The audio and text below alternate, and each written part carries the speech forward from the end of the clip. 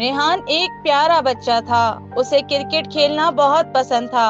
हर शाम वो अपने दोस्तों के साथ ग्राउंड में जाता और दिल खोल कर खेलता। एक दिन रेहान के साथ ऐसा वाकया हुआ जिसने उसे बदल कर रख दिया। रेहान के वालिद का कारोबार अचानक बंद हो गया। घर के हालात खराब होने लगे।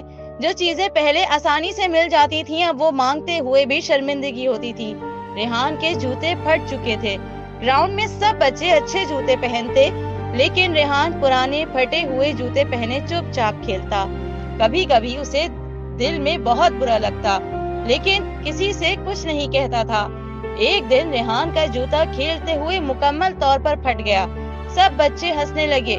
रेहान का दिल चाहा कि वो भी कोई बहाना बना दे या गुस्से में आकर खेल छोड़ दे, लेकिन उसने खामोशी से अपने जूते उतारे, हाथ में उठाए और घर आ गया।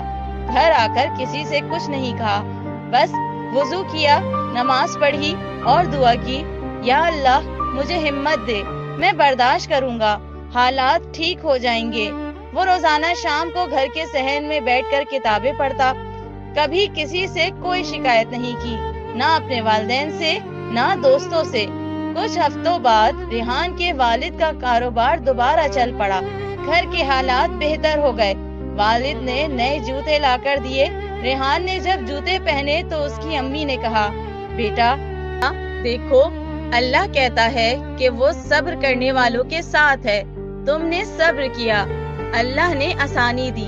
रेहान ने सर झुकाकर दिल में कहा, मैंने सीख लिया, मुश्किल वक्त में बर्दाश्त करना ही असल कामयाबी है।